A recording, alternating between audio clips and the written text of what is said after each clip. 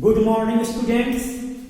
Today I am going to discuss about the determination of hardness of water by soap solution method. Soap solution method से भी पानी का hardness हम निकालते हैं. मैंने पहले पिछले लेक्चर्स में डिस्कशन किया है. मैंने बताया था कि when hard water is treated with soap, it means when soap is dissolved in hard water, then it does not give leather because hardness producing salts, that is calcium or magnesium present in water, gets precipitated, and after complete removal of hardness, when we add soaps, then it forms leather. यानी hard water को आप यहां conical flask में लेंगे और soap solution burette में लेंगे और इसे टाइट्रेट करेंगे. चूंकि ये हार्ड वाटर है, यहां पर कैल्शियम और मैग्नीशियम के आयंस होंगे, तो जब सोप डालेंगे तो ये कोई भी लेदर का फॉर्मेशन नहीं होगा, क्योंकि कैल्शियम और मैग्नीशियम उसमें प्रिसिपिटेट होता जाएगा. लेकिन जब सारा कैल्शियम और मैग्नीशियम आयंस रिमूव हो जाएंगे, उसके बाद आप सोप सॉल्यूशन डालोगे तो झाग आ जाएगा. That is the end point. यदि क्वेश्चन में आता है तो आप क्या लिखोगे? तो सबसे पहले इसका प्रिंसिपल लिखेंगे.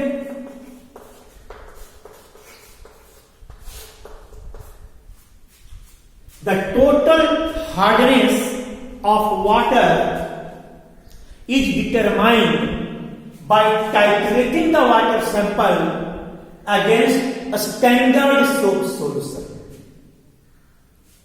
The consumed volume of soap solution corresponds to the total hardness of water. Very clear? इतना ही लिखना है आपको. इसका रिएक्शंस क्या होगा? मैं किसी भी सोप का एक एग्जाम्पल ले लूं, sodium palmitate, sodium oleate, sodium stearate etcetera. मैं सोडियम स्टीरेट लेता हूं C17H35 COONE. That is your sodium stearate और soap. When you dissolve this soap in hard water, then calcium ion or magnesium ion present in hard water gets precipitated. तो मैं यहां इसी की जगह पर M लिख देता हूं, where M is equal to calcium और मैग्नीशियम. ये कहां से है? ये पानी में जो प्रेजेंट है, that is your present in water.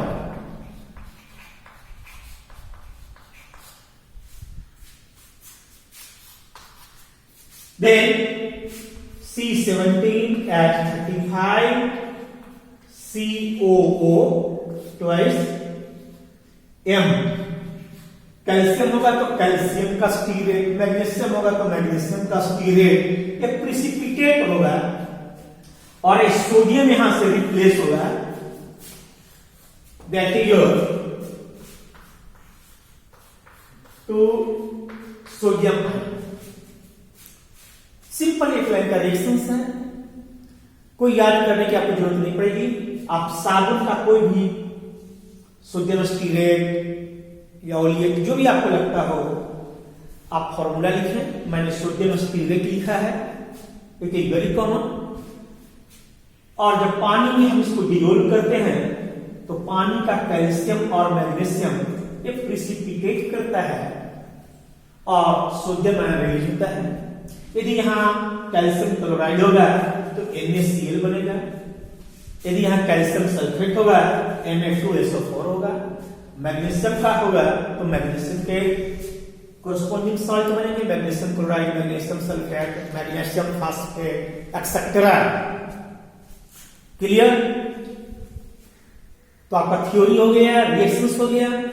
अब मैं आपको इसका प्रोसीजर बतला रहा हूं कि करना क्या है। मैं इसे रब कर रहा हूं।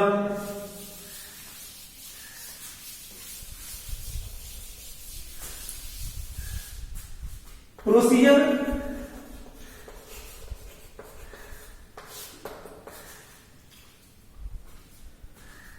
a fixed amount of hard water is titrated against soap solution. A known quantity of hard water or water sample is taken in conical flask and then it is titrated against soap solution. This is your standard soap solution. So the formation of lather indicates the end point and the consumed volume of soap solution will be the corresponding value of total hardness. तो सबसे पहला काम आपका होगा total hardness निकला।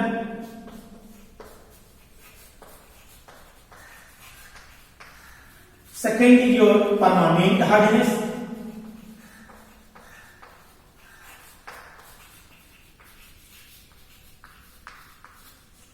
First of all, water sample is boiled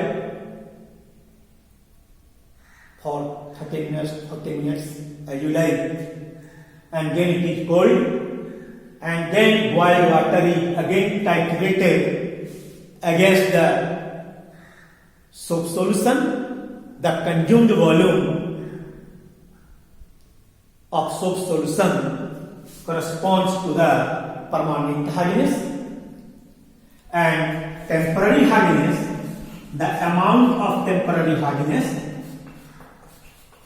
is calculated by the amount of temporary hardness is calculated by subtracting the amount of permanent hardness from the amount of total hardness. Very clear? A blend calculation is also done. Blend titration of distilled water in which soap solution has been prepared against the soap solution. It gives means the titrate value is known as lather factor, and for distilled water the lather factor should be 0. Very clear? अब मैं आपको इसका calculation बतला रहा हूं। इसमें सबसे पहला क्वेश्चन जो राइज होता है कि सोप सॉल्यूशन के साथ जो प्रॉब्लम आती है, जब आप साबुन का सॉल्यूशन बनाएंगे तो झाग काफी होगा, तो इसकी रीडिंग लेने में दिक्कत होगी। तो सोप सॉल्यूशन हमेशा अल्कोहलिक बनाना चाहिए। आप डिस्टिल्ड वाटर में साबुन को डिजोल्व करें और इसमें अल्कोहल डालकर इसको बिल्कुल ट्रांसपेरेंट कर दें, इसकी झाग खत्म हो जाएगा। उस सोप सॉल्यूशन को लेना है। अब क्वेश्चन आता है कि क्या वो डिस्टिल्ड वाटर प्योर था जिसमें मैंने साबुन का सॉल्यूशन बनाया? तो उसके लिए आपको क्या करना है, आप समझ लें। मान लिया कि आपके पास 5 लीटर डिस्टिल्ड वाटर है, आपने इसमें से 2 लीटर में सोप सॉल्यूशन बनाया।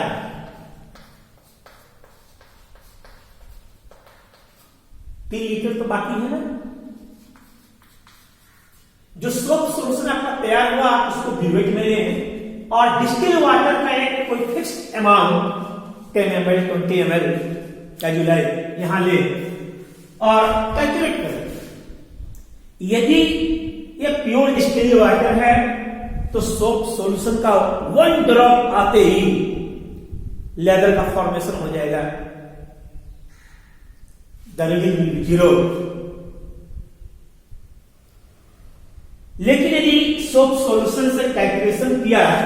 और इसमें कोई रीडिंग आ जाती है, लेट सपोज 0.3 ml या 1 ml कुछ भी, तो इसका मतलब वो एरर है, तो लेजर फैक्टर होगा। लेजर फैक्टर को हमेशा हर एक रीडिंग में माइनस करना, यह एरर की तरह होता है। जैसे आप बैलेंस से कोई सामान खरीद रहे हैं और बैलेंस पहले से ही पुराने वाले बैलेंस यदि झुका हुआ है, 100 ग्राम का उसमें फ्लक्चुएशन आ रहा है और उसने बैलेंस को आप बराबर नहीं किया, आप उससे अगर 1 किलो सामान खरीद के लाते हैं तो रियल में 900 ग्राम ही होगा। एग्जैक्ट क्वांटिटी उसकी 900 ग्राम होगी, क्योंकि 100 तो उसमें एरर था, तो आपने इसको माइनस किया। उसी तरह से लेजर फैक्टर यदि कोई वैल्यू आता है तो इसको सभी में माइनस करना, जितने भी रीडिंग इससे आएगा सॉल्यूशन से, उन सब में इसको माइनस करना है, तो आपको एग्जैक्ट वैल्यू देगा। Now calculation.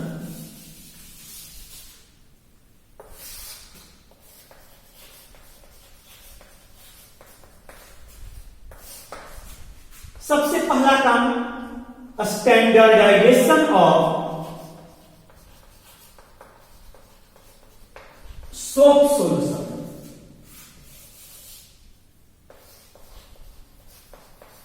सबसे पहले हमें सोप सॉल्यूशन को स्टैंडर्डाइज करना है, क्योंकि सोप का N/20 N/50 ऐसे बनाना तो पॉसिबल होता नहीं है। इसका इक्विवेलेंट वेट, मॉलिक्यूलर वेट हमें मालूम नहीं होते पूरे, तो मैं सोप सॉल्यूशन को स्टैंडर्डाइज करने जा रहा हूं। यानी आप इंजीनियर बनकर जॉब में आओगे, इंडस्ट्री में जाओगे, तो आप पहले सोप सॉल्यूशन को स्टैंडर्डाइज करो, इसका पावर जानने की कोशिश करो कि सोप सॉल्यूशन की स्ट्रेंथ कितनी है। तो उसके लिए आप खुद स्टैंडर्ड हार्ड वाटर बना लें, स्टैंडर्ड हार्ड वाटर बना लें, यानी वैसा हार्ड वाटर जिसकी स्ट्रेंथ आपको मालूम है। कैसे बनाते हैं मैं बता देता हूं। आप डिस्टिल्ड वाटर लें और उसमें known quantity of calcium carbonate डालें। कैल्शियम कार्बोनेट इसलिए कि आप कैल्शियम कार्बोनेट के टर्म्स में ही हार्डनेस कैलकुलेट करते हैं, तो दूसरा सॉल्ट डालोगे तो फिर कन्वर्ट करना पड़ेगा। तो मैं कैल्शियम कार्बोनेट डाल रहा हूं, एक फिक्स क्वांटिटी 1 ग्राम, हाफ ग्राम, 1.5 ग्राम, 2 ग्राम एग्जूलेट। तो एक बीकर लीजिए और इसमें मान लो एग्जाम्पल के लिए मैं 1 ग्राम डाल रहा हूं कैल्शियम कार्बोनेट, और उसमें कंसेंट्रेटेड HCl डालें। थोड़ा सा डालना है, minimum quantity of concentrated HCl added to dissolve the calcium carbonate. 5 ml 10 ml, और इसे गर्म करें, काफी फ्यूम्स निकलेगा। इसे एग्जॉस्ट फैन चलाकर काम करना, तो उससे कैल्शियम कार्बोनेट सारा डिसॉल्व हो जाएगा, रिएक्शन नहीं होगा रियल में।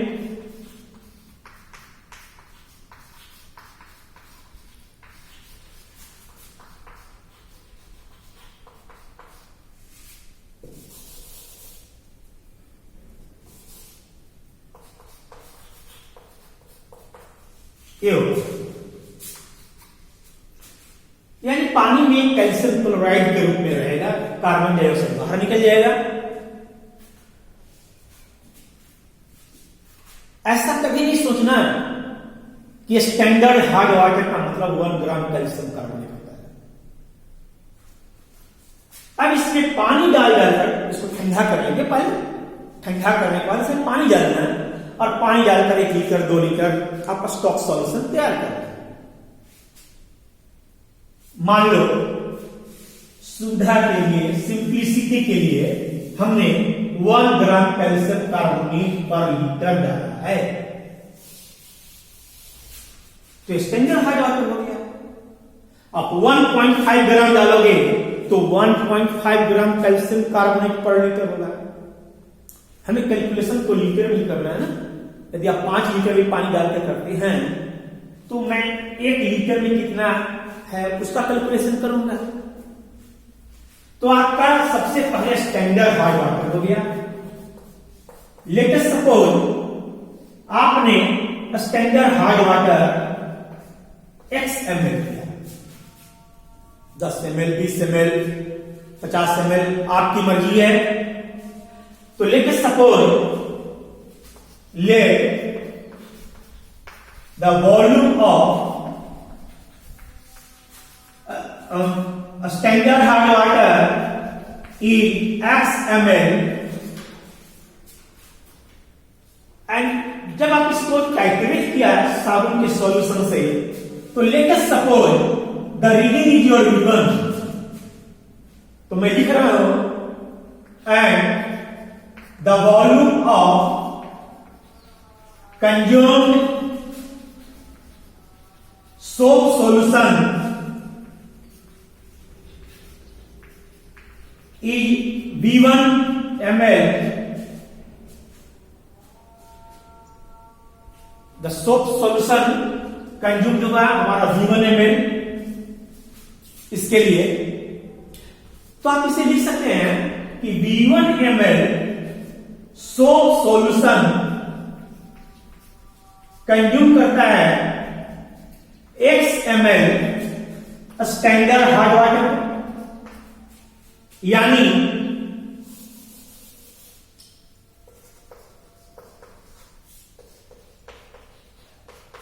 x ml मैंने बात पढ़ाया है कि मैंने इसमें 1 लीटर में 1 ग्राम डाला है, यानी 1 मिलीलीटर में 1 मिलीग्राम हुआ। तो x मिलीलीटर में कितना होगा, तो x मिलीग्राम। ये आपको कैलकुलेशन करना होगा, है ना।